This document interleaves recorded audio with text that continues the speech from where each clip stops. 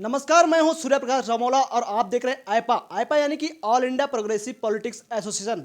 और यहां पे हमारे साथ जुड़े हैं आईपा में उत्तराखंड जन एकता पार्टी के जिला अध्यक्ष संजय मैठानी, और उनसे भी जान लेते हैं क्योंकि आईपा एक जन सरोकारों का मुद्दा उठाने का काम करता आ रहा है। आपका स्वागत है आईपा में। सबसे पहले तो आपका बहुत बहुत धन्यवाद आईपा का। सर, आजकल देख रहे होंगे क्योंकि आप जिस तरह से राजनीतिक गतिविधियां चल रही हैं और एक पॉलिटिक्स जिस तरह से इन दोनों चल रही है, इससे क्या समझते हैं आप, किस तरह से पॉलिटिक्स चल रही है? अभी तक हम उत्तराखंड में देख रहे थे कि 5 साल भाजपा आ रही थी और 5 साल कांग्रेस आ रही थी, और ये दोनों अपनी बारी का इंतजार कर रहे थे और खूब लूट मचा रखी थी।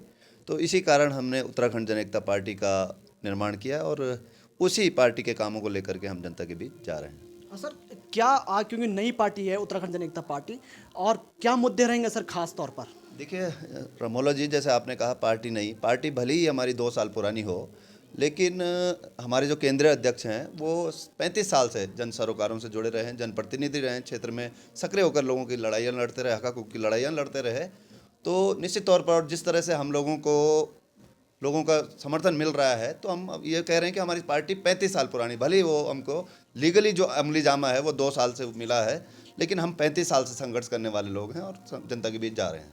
सर, क्या खास मुद्दे क्या होंगे सर पार्टी के, क्योंकि कांग्रेस भी और भाजपा के लगातार एक ही मुद्दे रहते हैं, इसमें कुछ अलग कुछ मुद्दे हैं सर? देखिए, जैसे कि हमारे केंद्रीय अध्यक्ष श्री दिनेश धने जी का पिछला कार्यकाल 5 साल का, और लोगों ने देखा कि टिहरी में ज़बरदस्त काम हुआ, और हम तो ये भी चुनौती दे रहे हैं कि आज तक जितना काम टिहरी विधानसभा में हुआ है उतना मुझे लगता है कि किसी भी मुख्यमंत्री के क्षेत्र में काम नहीं हुआ होगा, और उन्हीं कामों को लेकर के हम लोग जनता के बीच जा रहे हैं इसी पर। और दूसरा क्या था कि हम लोगों ने पार्टी इसलिए बनाई कि हम लोगों के हक हकूक़ की बात कर सकें, लोगों के मूल निवास की बात कर सकें। आज की स्थिति है कि मूल निवास जो 13 साल या 15 साल पहले उत्तराखंड आए थे उनका भी स्थायी निवास बन रहा है, जो उत्तराखंड के मूल निवासी थे उनका भी मूल निवास बन रहा है। तो एक तरह से स्पेसिफाई नहीं हो पा रहा है कि कौन मूल निवासी है और कौन स्थायी निवासी है, क्योंकि ये मूल निवास खत्म कर दिया। तो हमारी मुख्य लड़ाई वो भी है जी। यहाँ पे जब क्योंकि लगातार पलायन की समस्या बनती जा रही है, क्या उत्तराखंड जन एकता पार्टी की पलायन को लेकर भी कुछ इस तरीके से रणनीति है सर? क्या क्या रहा है? बिल्कुल।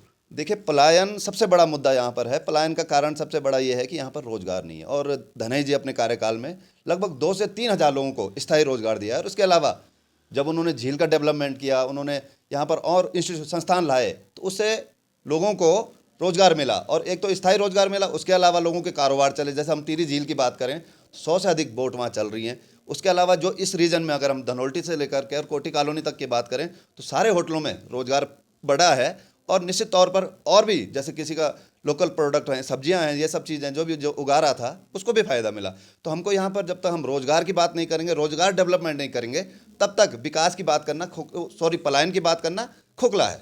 सर, क्योंकि लगातार देखा ये भी जाता है क्योंकि प्रदेश में कई पार्टियां ऐसी बन गई हैं जो अपने तक सीमित रह गई हैं या फिर जनपद तक ही सीमित रह गई।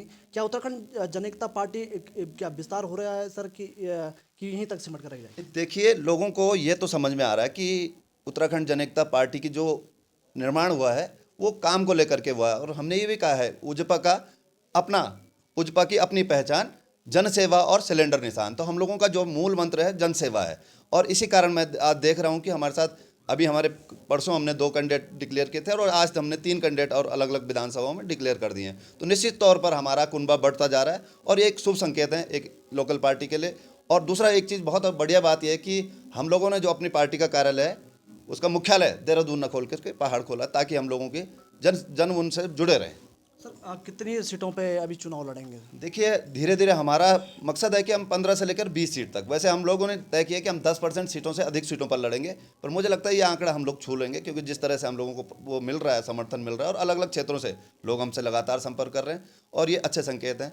निश्चित तौर पर हम धनोल्टी में भी अभी लड़ा दिया है, हम प्रतापनगर घनसाली में भी चुनाव लड़ाएंगे, और नरेंद्र नगर में भी हम लोग चुनाव लड़ाएंगे। क्योंकि पार्टी का अब मैनिफेस्टो भी जारी हो गया है, ऐसे में खास क्या मुद्दे हैं क्योंकि इस मैनिफेस्टो में? देखिए, एक तो हम लोगों ने यहाँ पर मूल निवास का मुख्य बात हमारा ये था कि हम मूल निवास की बात यहाँ पर कर रहे हैं इस मैनिफेस्टो के अंतर्गत, और हमने हमेशा कहा कि हम लोग काम करने वाले लोग हैं, और आज बड़ी तेज़ी से काम को पसंद करने वाले और काम करने वाले उस प्रवृत्ति के लोग हमारे साथ जुड़ रहे हैं। और मैनिफेस्टो में हम लोगों ने हमने मूल निवास को रखा है, हमने डेवलपमेंट को रखा है, और दूसरा हमने ये रखा है कि हक हकूक़ की बात हम लोग अपने मैनिफेस्टो में कर रहे हैं। और हम इसको घोषणा पत्र न कहकर, क्योंकि घोषणा बहुत घोषणा पत्र ना कह के हम लोगों ने इसको संकल्प पत्र का नाम दिया है, ताकि आने वाले समय में हम इसका संकल्प लेंगे। अगर हमसे जो भी हम लोग काम की बात कर रहे हैं, हम लोग जरूर निश्चित तौर पर करेंगे, और इसका हम लोगों ने संकल्प लिया है। सर, मैनिफेस्टो में कई मुद्दे हैं आपके, और आपने अभी और विधानसभाओं में चुनाव लड़ने प्रत्याशी घोषित करे हैं।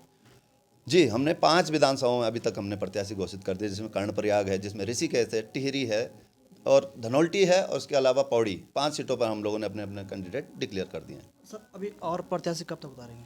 मुझे लगता है कि 5-7 दिन में हमारे पास कुछ और कैंडिडेटों के नाम हैं, जिसको हम लोग अपना घोषित कर देंगे।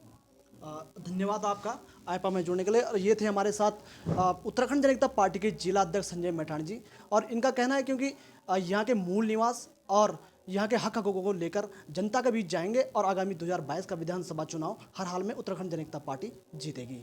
और इसी के साथ हमारे आगे भी ऐसी शख्सियत, कुछ खास शख्सियत के साथ बने रहेंगे। तब तक आप मुझे इजाज़त दीजिए।